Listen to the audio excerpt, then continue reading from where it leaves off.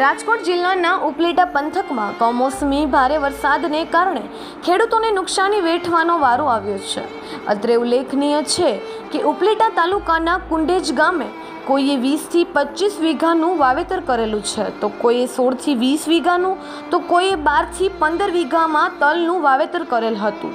તો ભારે પવન સાથેના વરસાદના કારણે ખેતરોમાં પાણી ભરાવાથી તૈયાર પડેલા તલના પાકને પણ નુકસાન થવા પામ્યું છે, જેને કારણે ખેડૂતોને 1.5 થી 2 લાખની નુકસાની થવા પામેલ છે। મારું નામ જગદીશભાઈ જીવાભાઈ બોરીચા। મારું તો એટલું જ કહેવાનું છે સરકારશ્રી અધિકારીઓને કે જ્યારે સ્થળ ઉપર આવી અને સર્વે કરે અને તાત્કાલિક ધોરણે ખેડૂતને સહાયરૂપ બને। અમારે 20 થી 25 વીઘાના તલ છે। અમને વીઘે આમ તો 7 થી 8 હજારનો ખર્ચો થાય છે અને ઉત્પાદન તો અમારે જો હવે તો તમે જોઈ શકો છો કેવું ઉત્પાદન મળે છે। તલનો અમે તો સરકારશ્રીને 3000ની માંગણી કરીએ, પણ હવે સરકારને જોવાનું છે કે આ નુકસાનીવાળા તલને કોણ ખરીદી કરે।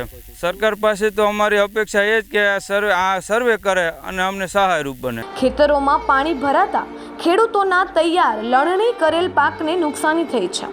હવામાન ખાતાની આગાહીને પગલે છેલ્લા 3 દિવસથી સૌરાષ્ટ્ર ગુજરાતને કમોસમી વરસાદ ગમરોડી રહ્યો છે, ત્યારે ગઈકાલે ઉપલેટા શહેર તેમજ ગ્રામ્ય પંથકમાં અડધા ઇંચથી લઈને 2 ઇંચ સુધી પડેલા વરસાદને કારણે ખેડૂતોના વાવેતર કરેલ પાકને ભારે નુકસાની થઈ છે। બહાદુરભાઈ જીવાભાઈ બોરીચા, ગામ કુંટેજ, તાલુકો ઉપલેટા અને જિલ્લો રાજકોટ।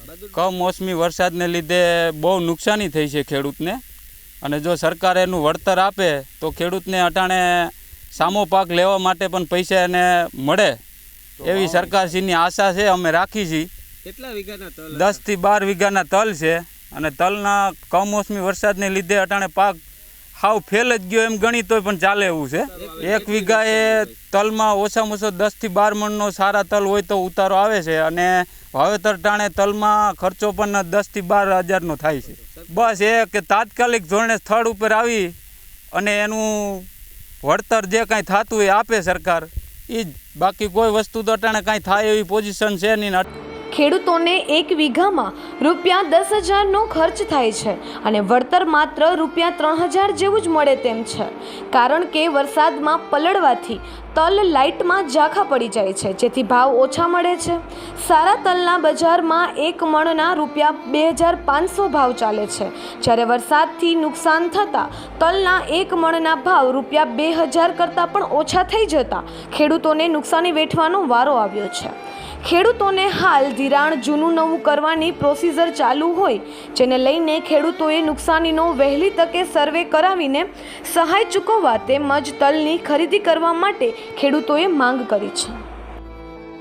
મારું નામ ભૂપતભાઈ જયસિંહભાઈ બોરીચા, ગામ કુંટેજ, તાલુકો ઉપલેટા, જિલ્લો રાજકોટ। મારે અત્યારે 20 વીઘાના તલ હતા, 10,000નો ખર્ચો કરેલ છે। અત્યારે 3,000ની એમાં ઉત્પાદન થાય એવું નથી, અને આ તલ જે ઉભડા તમે જોઈ શકો છો વરસાદના છે, એ કોઈ વેપારી પણ એને લઈ ન શકે।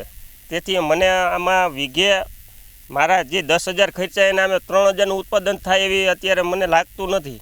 10 મણનો ઉતારો આવે સારા તલમાં, પણ મારા તલના કમોસમી વાતાવરણ હિસાબે ઉતારો કપાણો 7-8 મણ તલ થાય એમ હતા, એ અત્યારે આ ઉભડા કાંઈક ઉડી ગયા છે, અને કાંઈક છે એ 5-6 મણ તલ થાય એમ છે, પણ એનો કલર ડીમ થતાં વેપારીમાં એમાં 500-700નો ફરક પડે, એટલે અમને તો એ પૈડા ઉપર પાટું છે। વાવવામાં 8 થી 10,000નો ખર્ચો આવે। સરકાર પાસે માંગી કે આંકડા બેસાડી અને અમને વળતર આપે।